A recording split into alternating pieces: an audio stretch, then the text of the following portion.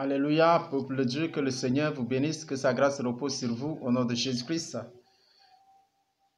J'espère que vous allez bien par la grâce du Seigneur Jésus. Vraiment, frères et sœurs, que le Seigneur vous soutienne, que sa grâce repose dans vos vies, que le Seigneur vous délivre de tout plan de l'ennemi, de tout piège et de toute attaque de l'ennemi au nom de Jésus-Christ de Nazareth. C'est le prophète Joseph Sambou de l'église évangile de la gloire de Jésus-Christ. Donc aujourd'hui, je suis venu pour partager avec vous la grâce de notre Seigneur et Sauveur Jésus-Christ, le vrai, juste juge. C'est le Dieu puissant, le Dieu qui guérit, qui délivre, au nom de Jésus. Donc, je vais vous partager une vision que j'ai reçue du Seigneur Jésus. Donc, cette vision parle des deux chemins. Donc, voilà, deux chemins et deux destinations différentes. Exactement. Donc, pour vous dire, c'est une vision que j'ai reçue le 2 octobre 2023. Donc, je vais vous raconter, c'est vrai, bon, j'ai beaucoup de choses à vous communiquer, vraiment, par la grâce du Seigneur Jésus. Donc, vraiment, parce que le Seigneur donne des messages pour qu'on puisse les partager et pour édifier le corps de Christ, les enfants de Dieu. Donc, asseyez-vous confortablement parce que c'est une vision très importante. Donc, c'était ce 2 octobre 2023. Donc, je devais sortir. Du coup, j'ai prié avant de sortir. Donc, quand j'ai fini, bon, je me suis levé pour sortir. Et c'était comme si, bon, tout était ouvert comme ça. C'était comme si le Seigneur... Non, je n'étais pas en quelque sorte naturellement comme ça les choses. Donc c'est comme quelque chose qui était descendu sur moi et du coup le Seigneur me montre deux voies. Donc mon Seigneur m'a fait voir deux voies. Donc si ces deux voies-là, il y a à gauche le chemin dont la destination est l'enfer et à ma droite un autre chemin dont la destination est le paradis de Dieu, la vie éternelle. Donc après, tout simplement, le Seigneur parle à moi. Dans mon sang, il m'explique les deux voies. Donc, du coup, j'ai reçu ce message-là et que je vais partager.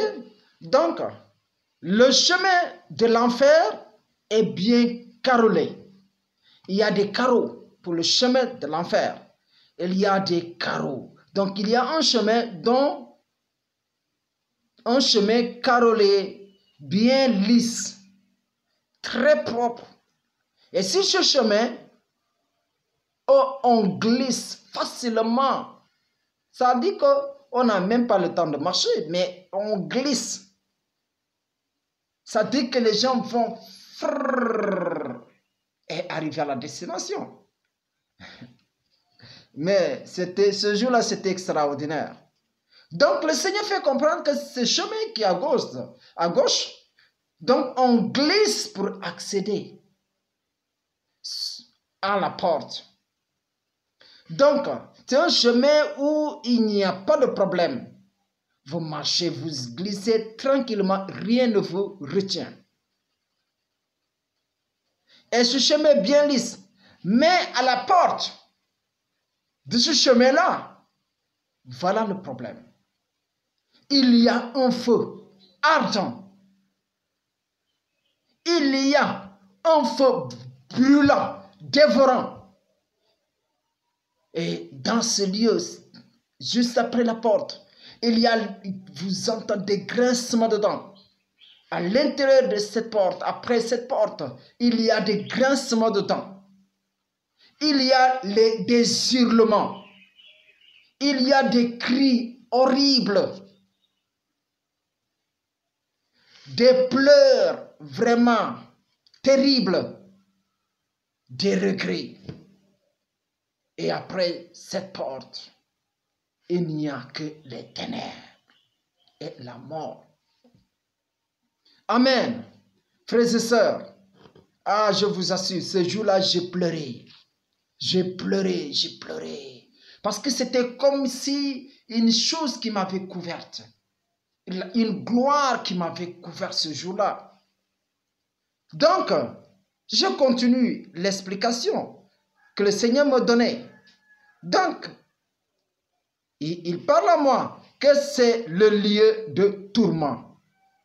C'est le lieu de la punition, du châtiment éternel pour les incrédules et les désobéissants. Et pour tout cela, les incrédules et les désobéissants, ceux-là qui vivent dans le péché. Amen. Donc, nous allons dans Matthieu chapitre 7, verset 13 pour référence. Matthieu chapitre 7, verset 13 dit: entrez par la porte étroite, car large est la porte, spacieux est le chemin qui mène à la perdition. Et il y en a beaucoup qui entrent par là. Donc, qui sont ceux-là qui entrent par là? C'est ceux-là qui aiment la facilité. C'est ceux-là qui pensent que le christianisme, c'est la facilité. Suivre Christ, c'est la facilité. Tout est permis pour suivre Christ. On est autorisé à vivre comme on veut pour suivre Jésus. On est libre de faire tout ce qu'on veut, tout ce qui nous vient dans la tête pour suivre Jésus et vivre dans le désordre. Amen. Donc, il dit que c'est le chemin de la perdition. Et il dit, le Seigneur dit qu'il y en a beaucoup qui entrent par là. Vraiment, c'est dommage. Donc, le deuxième chemin, le chemin de Jésus-Christ, c'est le chemin du paradis.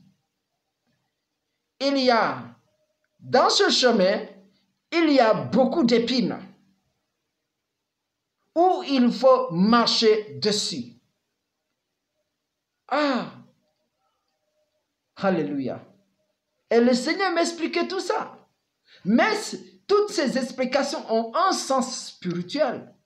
Les épines ont un sens spirituel. Ne prenez pas les épines comme des choses physiques que nous connaissons. Non.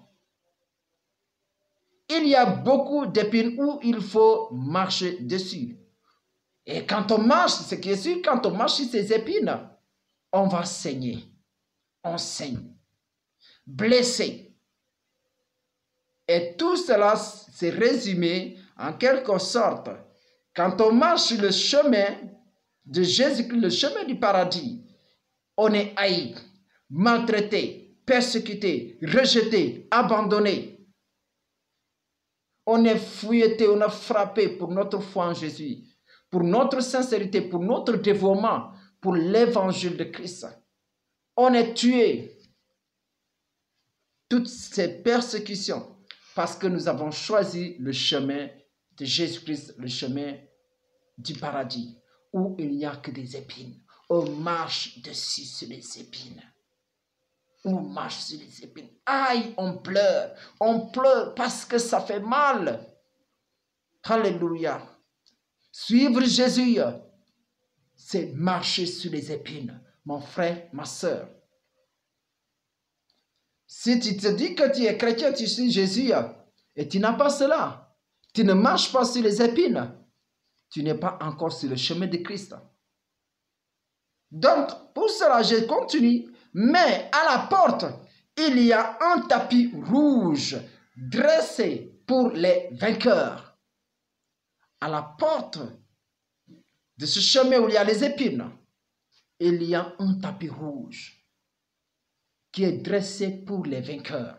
Ceux-là qui ont vaincu la persécution, les tribulations, quelles que soient les difficultés que nous rencontrons. En suivant Christ, il y a un tapis qui est dressé pour nous. Tel qu'on reçoit un président, un premier ministre, un haut dignitaire d'un pays ou d'une organisation. Ce sera pareil qu'on sera reçu. Plus que ça même, millions de fois, milliards de fois qu'on sera reçu en Jésus-Christ au paradis. Et ce tapis rouge-là symbolise tout simplement le sang que Jésus-Christ a versé pour le rachat de nos âmes. Le sang de Christ qui est versé, le sang de Dieu, le sang pur, sans péché, le sang qui n'a pas connu la corruption, le mensonge, tout ce qui est du diable, c'est un sang pur. Alléluia, frères et sœurs. Et après, les vainqueurs, et après cela, après qu'on ait franchi même cette porte, donc, et après, les vainqueurs entreront dans la lumière, la vie éternelle et le repos éternel de Dieu, Jésus-Christ qui nous a promis. Donc, nous prenons Matthieu chapitre toujours 7, verset 14, qui dit « Mais étroite est la porte, resserrez le chemin qui mène à la vie, et il y en a peu qui les trouvent. » Vous comprenez, les épines, c'est resserré. Vous voyez, c'est resserré. Ce chemin-là est serré, il est étroite. Étroite est la porte. Vous voyez cela, resserré est le chemin qui mène à la vie. Et malheureusement, il y en a peu qui entrent par là. Pourquoi? Parce que les gens aujourd'hui n'acceptent pas le sacrifice que Jésus a payé. N'acceptent pas de se sacrifier pour avoir Christ. Ils ne sont pas prêts à payer le prix pour suivre Jésus. Mais sinon, suivre Jésus nécessite un prix élevé que nous devons payer. C'est notre foi, c'est notre confiance, c'est la crainte de Dieu que nous avons, l'obéissance à la parole de Christ. Mais aujourd'hui, il n'y a pas de crainte dans l'église de Christ. Il n'y a pas d'obéissance à sa parole. Les gens vivent comme ils veulent. Amen. Donc, nous allons prendre pour référence Jean chapitre 10. Nous allons prendre Jean chapitre 10, versets 7 et 9. Donc, Jean chapitre 10, versets 7 et 9. Verset 7 dit, Jésus leur dit encore, en vérité, je vous le dis, je suis la porte des brebis. Verset 9 dit, c'est Jésus toujours qui dit, je suis la porte. Si quelqu'un entre par moi, il sera sauvé. Il entrera et il sortira. Et il trouvera des pâturages. Donc, je vais continuer le verset 10 qui dit, le Seigneur dit, le voleur ne vient que pour dérober, égorger et détruire. Moi, je suis venu afin que les brebis aient la vie et qu'elles soient dans l'abondance. Donc, dans cette porte-là où nous avons le tapis rouge, lorsque nous sortons, nous voyons la lumière. La lumière, il y a là-bas la vie éternelle et le repos éternel de Dieu, de Christ. Donc là-bas, nous allons voir vraiment, nous allons entrer dans le jardin de Dieu, où nous allons trouver la vie et nous serons dans l'abondance. Frères et sœurs, je vous explique. Le chemin qui est glissant, c'est que c'est le chemin où les gens, tout est permis pour eux. Dans l'église de Christ, tout est permis pour eux. Ils vivent comme ils veulent. Le désordre spirituel, ils se permettent d'épouser des femmes comme ils veulent, faire n'importe quoi dans l'église. Des pasteurs qui couchent avec les fidèles, qui mentent les gens, qui volent les offrandes et les dîmes du peuple de Dieu, qui ne disent pas la vérité de l'évangile, ceux-là qui vivent dans le désordre. Frères et sœurs, vous savez bien que le chemin où il y a les épines, c'est le chemin où les gens qui veulent abandonner le péché. C'est difficile. Suivre l'évangile de Christ, la parole de Dieu, ce n'est pas facile parce que Dieu nous demande d'abandonner le péché, la convoitise, l'envie, les désirs de ce monde. Qui sont ceux-là qui étaient prêts d'abandonner cette mauvaise vie? Non, personne d'entre nous n'était pas prêt. On a sacrifié les désirs de la chair.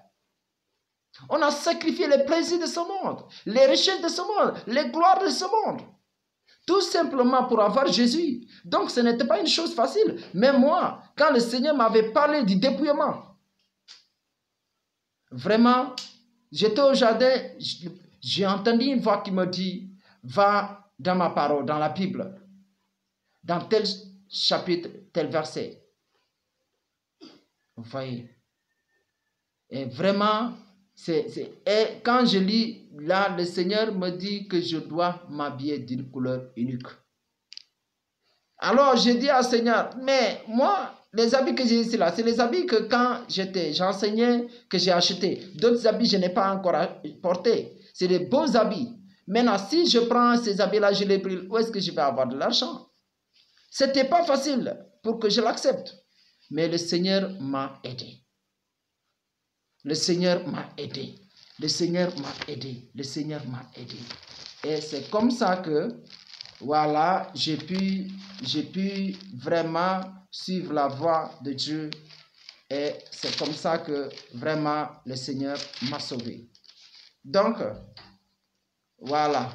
Donc, vraiment, c'est ça. Donc, c'était vraiment Deutéronome chapitre 22, verset 11, que le Seigneur m'avait demandé d'aller consulter. Et j'ai vu que c'était dit, tu ne porteras point un vêtement tissé de diverses espèces de fils, de laine et de lin réunis ensemble. Donc, je dis à Jésus, Seigneur, où est-ce que je vais avoir l'argent? Donc, c'est vrai, j'étais d'accord avec le Seigneur, mais j'ai pris du temps pour enlever peut-être quelques semaines. Après, j'ai pris certains habits, j'ai brûlé. Peut-être je vais témoigner cela. Mais dès que j'ai tout abandonné, le Seigneur a commencé à bénir son œuvre. Les amis, ce sont les épines. Ce sont les épines. Quand le Seigneur nous appelle pour le servir, des fois ce n'est pas facile. Les gens refusent parce qu'ils vont laisser des privilèges de ce monde pour venir servir le Christ. Ce sont les épines. Abandonner le péché, c'est une épine.